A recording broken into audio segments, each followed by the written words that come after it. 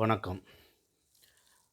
நெஞ்சே எழு எனும் இந்த யூடியூப் சேனல் மூலம் ரவி பொன்மலையாகிய நான் சில பதிவுகளை பகிர்ந்து வந்தேன். தற்பொழுது சிறு இடைவெளிக்கு பிறகு மீண்டும் கள்ளக்குறிச்சி மாவட்ட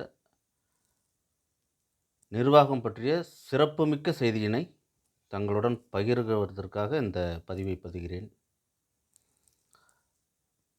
இப்போ சமீபத்தில் கூட்டுறவு சங்கங்களின் மூலமாக ரேஷன் கடை குடிமைப்பொருள் விற்பனையாளர் பணி கடந்த 13/9/2024 அன்று 116 பேருக்கு நியமனம் செய்து 6,250 ரூபாய் முதல் ஆண்டு, 2ஆம் ஆண்டு 8,500 ரூபாய், படிப்படியாக 29,000 அப்படிங்கிற அடிப்படையில் 113 பேரை நியமனம் பண்ணாங்க. அதன் தொடர்ச்சியாக மீண்டும் கடந்த 26/11/2024 மீண்டும் 12ஆம் வகுப்பு தேர்ச்சியின் அடிப்படையில் 70 பேரை நியமனம் செய்வதாக அரசு அறிவித்து அதற்கான அரசாணை அதன் அடிப்படையில் இன்டர்வியூ கள்ளக்குறிச்சி மாவட்ட ஆள் சேர்ப்பு நிலையம் பெரியார் டெப்போ பக்கத்தில் நடந்துகிட்ருக்கு. இதுக்கோட அடிப்படை தகுதி என்ன அப்படின்னா 12ஆம் வகுப்பு பாஸ், தமிழ் வழி கல்வியில் படிச்சிருந்தா கூடுதலான மதிப்பீடு, இப்படிலாம் சில அடிப்படை தகுதிகள் இருக்குது. முதல் பட்டதாரி 12ஆம் வகுப்பு பாஸ் பண்ணியிருக்கணும், நேர்முக தேர்வில் மதிப்பெண் பெற்றிருக்கணும். அந்த மாதிரி உடல் ஊனமுற்றோர், அதுக்கு விதவை கணவரை இழந்தவோர், இந்த மாதிரி சில விஷயங்கள் அடிப்படையாக போட்டு செய்தி வந்தது. அது என்ன விஷயம் அப்படின்னா, அந்த ரேஷன் கடை விற்பனையாளர் பணிக்கு நானும் விண்ணப்பிச்சிருந்தேன். நான் விண்ணப்பித்து நேர்காணலில் போய் சந்தித்தேன். நேர்காணலுக்கும் போனேன். ரவி பொன்மலையாகிய நான் 12ஆம் வகுப்பு தேர்ச்சி பெற்று பிஏ முடித்தேன். DTEd teacher training Bangalore Jnaneshwari காலேஜில் டீச்சர் ட்ரைனிங் முடிக்கிறேன். 1லிருந்து 5வது வரைக்கும் அம்மாப்பேட்டை அரசு பள்ளியில் படிக்கிறேன். இது ஆல்பா காலேஜ் பாண்டிச்சேரி பிஎட் இதில் முடிக்கிறேன். இது ஞானேஸ்வரி காலேஜ் பெங்களூர் டிடிஎட் முடிக்கிறேன். இது வேலைவாய்ப்புக்கான முதல் பட்டதாரி சர்டிஃபிகேட். இது அண்ணாமலை யூனிவர்சிட்டியில் பிஏ முடிக்கிறேன். இது அண்ணாமலை யூனிவர்சிட்டியில் எம்ஏ முடிக்கிறேன். இது அண்ணாமலை யூனிவர்சிட்டியில் ஹியூமன் ரைட்ஸ் மனித உரிமை இது முடிக்கிறேன். அப்புறம் கம்யூனிட்டி சர்டிஃபிகேட் ஒரிஜினல் இணைச்சிருக்கேன். 12th மார்க் ஷீட் ஒரிஜினல் இணைச்சிருக்கேன். 10th மார்க் ஷீட் ஒரிஜினல் இணைச்சிருக்கேன். ட்ரான்ஸ்ஃபர் சர்டிஃபிகேட் பெங்களூர் ஒரிஜினல் இணைச்சிருக்கேன். தமிழ் வழி கல்வியில் தான் படித்தேன். 1 to 5, 5 to 7, 7 to 12ங்கிற சான்று ஒவ்வொரு பள்ளியிலும். அம்மாப்பேட்டை பள்ளியில் 1 to 5, கச்சிராப்பாளையம் பள்ளியில் 6 to 7, கோமிகனை பள்ளியில் 8, 9, 10, 11, 12 ஆகிய 3க்கும் தமிழ் வழி சான்றும் வாங்கி வச்சுருக்கேன். இது தவிர 12ஆம் வகுப்பு டிசியோட நகல். இது வேலைவாய்ப்பு சர்டிஃபிகேட். நான் படித்ததுக்கான வழக்கமாக தொடர்ந்து வேலைவாய்ப்புகளில் பதிவு பண்ணிகிட்ருக்கேன். ஆனால் இந்த ரேஷன் கடை சேல்ஸ்மேனுக்கு அவங்க கேட்குற தகுதி 12ஆம் வகுப்பு படித்திருந்தால் போதும், முதல் பட்டதாரி இருக்க வேண்டும், தமிழ் வழி கல்வி இருக்க வேண்டும். இன்று 5/12/2024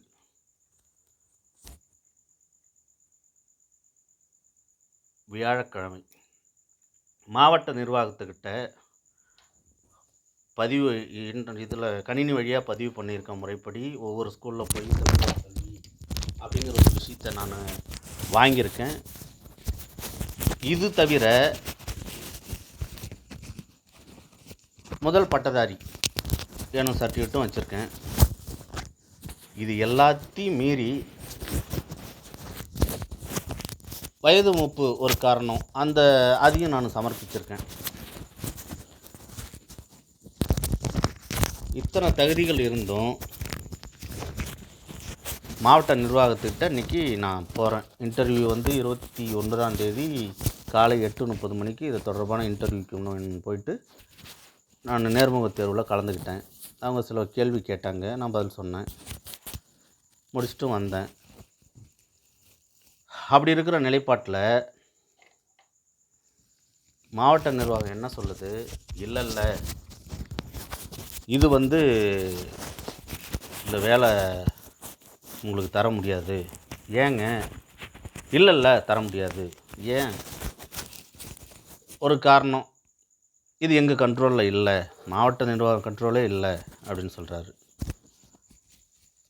சரி, அடுத்த காரணம், இல்லை இது வந்து ஏழைகளுக்கான வேலை அப்படிங்கிறாரு. நான் கேட்குறேன், 13/9/2024 116 பேர் போட்டிங்களே, எந்த ஏழைக்கு போட்டிங்க? 5 ஏக்கர் 10 ஏக்கர் காடு இருக்கிறவனுக்கு போட்டிங்க. நான் நிரூபிக்கட்டுமா? 116 பேருக்கு வேலை போட்டிங்க. யார் ஓசில் போய் அதில் பணியாக வந்து உட்காந்து இன்றைக்கி அந்த ரேஷன் கடையில் வியாபாரம் பண்ணுறது? நான் நிரூபிக்கட்டுங்களா? ஆதாரப்பூர்வமாக ஆடியோ வீடியோ அத்தனையும் என்கிட்ட இருக்குது. நான் நிரூபிக்கட்டுமா? கள்ளக்குறிச்சி மாவட்டம் நல்ல மாவட்டம். இந்த நல்ல மாவட்டத்தை ஏற்கனவே ஸ்ரீமதி கள்ளச்சாராயம் அப்படி இப்படின்னு நல்ல பேர் போயிட்டுருக்கு. இதில் மீண்டும் இது போன்ற இல்லாதவங்க வயிற்றில் அடித்து பணக்காரனுக்கு வேலையை கொடுத்து நாசப்படுத்தாதீங்க. நான் வந்து இதை வந்து வாய்மொழியில் சொல்லலை, ஆதார மொழியில் சொல்கிறேன், ஆதாரப்பூர்வமாக சொல்கிறேன். கடந்த 13/9/2024 ரேஷன் கடைகள் போட்ட 70% பேர் 4 லட்சம் 5 லட்சம் 6 லட்சம் 7 லட்சம் கொடுத்தவங்க இருக்கான். பேர் சொல்லட்டுங்களா? மொபைல் நம்பர் சொல்லட்டுமா? ஊர் சொல்லட்டுமா? எத்தனை பேர் கொடுத்துருக்காங்க அந்த வேலையை வாங்குறதுக்குன்னு? அப்போ பணம் கொடுத்து வெயிட்டிங் லிஸ்ட்டில் இப்போ காத்துட்ருக்காங்க. இப்போ டிசம்பரில் அந்த வேலைக்கு வந்து நியமனத்துக்கு இப்போ காத்துட்ருக்காங்க இன்னும் நிறைய பேர். இன்றைக்கி கடந்த ஆட்சியில் 1 லட்சம் இருந்து 1.5 லட்சம் வரைக்கும் பணம் வாங்கினாங்க ரேஷன் கடை வியாபார சேல்ஸ்மேன் பதவிக்கு. இப்போ வந்து 1.5 லட்சம் 2 ஆச்சு, 2 3 ஆச்சு, 3 4 5 6 7 8 ஆச்சு, 9 10 லட்சத்துக்கு வந்து நிற்கிது. இப்போ 10 லட்சம் கொடுத்தாலும் அந்த வேலை வந்து டிமாண்டில், அதோட சம்பளம் 6,250 ரூபா தான், அதுக்கு மேலே கிடையாது. ஆனால் இவ்வளோ டிமாண்டில் அது இருக்குது. 10 லட்சம் இல்லைன்னு சொல்லுங்கள், நான் நிரூபிக்கிறேன். இப்போ வந்து 70 பேரை டிசம்பர் எண்டில் வேலைக்கு போட போகிறாங்க. தேர்வு ஆணையம் 25ஆம் தேதி 27 28 சொல்லியிருக்கு டிசம்பரில். அந்த 70 பேரில் நான் கண்ணை மூடிக்கிட்டு சொல்கிறேன், 10 பேரை இன்றைக்கி குறைஞ்சபட்சம் ஒரு 500 பேர் வந்து இன்டர்வியூ அட்டன் பண்ணாங்க. அந்த 500 பேரில் 70 பேர் தான் அரசு வந்து நியமனம் பண்ணுது, கூட்டுறவு துறை மூலமாக அரசு நியமனம். அந்த 70 பேரில் ரிசல்ட் வராதே 10 பேரை நான் சொல்லட்டுங்களா? 10 பேரை ரிசல்ட் வராமலே நான் சொல்கிறேன். இது உங்களால் இல்லைன்னு நிரூபிக்க முடியுமா? எப்படி அந்த 10 பேர் நியமனம் பண்ணுறாங்க? காசு 5 6 7 8 9 லட்சம். அந்த காசு அரசியல்வாதி கையில் போகுது, இடைத்தரகர்கள் மூலம் போகுது, சில அதிகாரிகள் மூலமாகவே அந்த காசு போயிருக்கு. எல்லாம் இப்போ இந்த டிசம்பர் எண்டில் வேலைக்காக காத்துட்ருக்காங்க. இப்போ வந்துட்டு நான் இத்தனை தகுதியோட முதல் பட்டதாரி வச்சுருக்கேன்.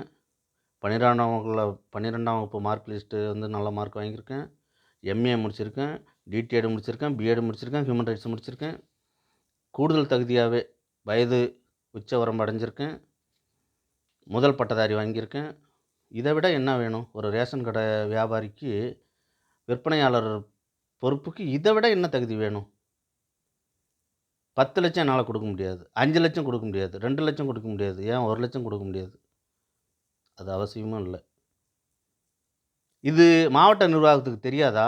எவ்வளோ தான் இந்த பணம் இங்கே வாங்குகிற விஷயம் என் காதுக்கு தெரியும் போது மாவட்ட நிர்வாகத்துக்கு தெரியாதா? இது பணம் மூலியமாக தான் ட்ரான்ஸ்ஃபர் ஆகி தான் அந்த பணி அமர்த்தப்படுதுன்னு.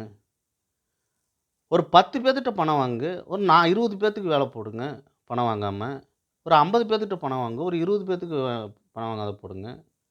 70 பேர்த்துக்கிட்டேயும் பணத்தை வாங்கி, இது தமிழகத்தில் உள்ள மாண்புமிகு முதல்வர் கவனத்திற்கு இந்த வீடியோ பதிவு எப்படியாவது யார் மூலியமாவது ஃபார்வர்ட் ஆகட்டும். கூட்டுறவு சங்கங்களின் தலைவர் சென்னை கிட்பாக்கம் ஐயா அவர்களுக்கு இந்த பதிவு போகட்டும். மாவட்ட நிர்வாகம், இது பழைய கதை தான், தெரிஞ்ச விஷயம். மாவட்ட ஆட்சியருக்கும் இந்த பதிவு போகட்டும். இவங்களாம் கொஞ்சம் பரிசீலனை பண்ணி இனிவரும் காலங்கள்லையாவது இந்த 70 பேரை செலக்ட் பண்ணுறீங்க. இதில் உண்மையிலேயே இல்லாதவங்கள பார்த்து, உரிய தகுதி இருக்கிறவங்கள பார்த்து போடுங்க. பணத்தை கொடுத்துட்டு 3 வருஷம் முன்னாடி கொடுத்தவன் இருக்கான், 4 வருஷம் முன்னாடி கொடுத்தவன் இந்த வேலைக்காக இருக்கிறான். இந்த பணத்தை பார்க்காதீங்க. அரசியல்வாதி பேச்சை தயவு செஞ்சு கேட்காதீங்க. இடைத்தரகர்கள் பேச்சை கேட்காதீங்க. இதில் அதிகாரிகள் மூலியமாகவும் இந்த வேலை நடக்குது, அவங்களையும் நம்பாதீங்க. ஏன்னா இல்லாதவங்க சாபம்லாம் சும்மா விடாது, நம்ம தலைமுறையே அழிக்கும். உரிய தகுதிகளோட நான் உண்மையிலே வயிறு எறிஞ்சு சொல்கிறேன். இவ்வளோ தகுதி இருக்கும்போது எடுத்து கூட நான் எவ்வளோ தகுதி ஒரிஜினல் சர்டிஃபிகேட்டாக காட்டுறேன். சரி பார்க்கலான்னு சும்மா ஒரு ஆதரவுக்கு சொல்லலாம். எடுத்த உடனே முடியாதுன்னா அது என்ன, எப்படி? நீ ஃபெயில் ஆகிட்ட 12வது, உனக்கு போட முடியாது, சரிங்களாம். நீ முதல் பட்டதாரி இல்லைன்னு சொல்லலாம், போட முடியாது, சரின்ட்டு வந்திருப்பேன். இல்லை நீ தமிழ் வழி கல்வி படிக்கலப்பா, அதனால் உனக்கு போட முடியாதுன்னு சொல்ல, நான் சரின்ட்டு வந்திருக்கலாம். வயது மூப்பு இல்லை, உனக்கு சின்ன பையனாக இருக்கிறேன்னா அதுவும் சரின்னு இருக்கலாம். இது எல்லாத்தையும் தாண்டி தான் நான் ஒரிஜினல் சர்டிஃபிகேட்டோடு அப்ளை பண்ணுறேன், இன்டர்வியூவும் போகிறேன். என்னை போல் பல நூறு ஆண்கள் மற்றும் பெண்கள் இந்த இன்டர்வியூவில் கலந்துருக்காங்க, அப்ளை பண்ணியிருக்காங்க. 70 பேருக்கு 7000 பேருக்கு மேலே. வெறும் 70 பேர்த்துக்கு சாதாரணமாக வச்சுட்டா கூட 700 பேருக்கு மேலே இன்டர்வியூ கலந்துருக்காங்க.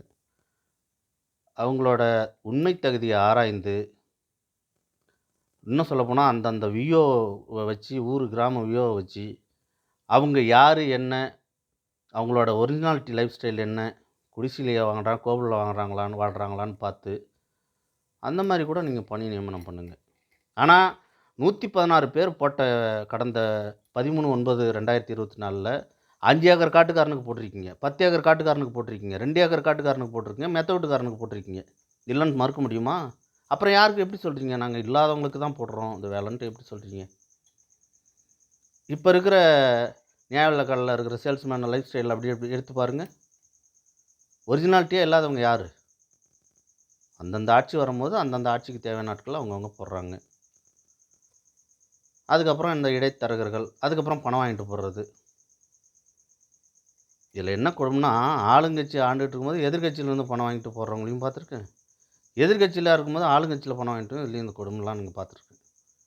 அதனால் இதெல்லாம் கொஞ்சம் பரிசீலனை செஞ்சு, உண்மையில் உரிய தகுதி இருக்கிற ஆட்களுக்கு இந்த குடிமைப்பொருள் ரேஷன் கடை விற்பனையாளர் பணியை நியமனம் பண்ணி அந்த 70 பேரை உரிய தகுதிகளோடு நீங்கள் ஆராய்ந்து போடும்படி தாழ்மையுடன் கேட்டுக்கொள்கிறேன். நன்றி, வணக்கம்.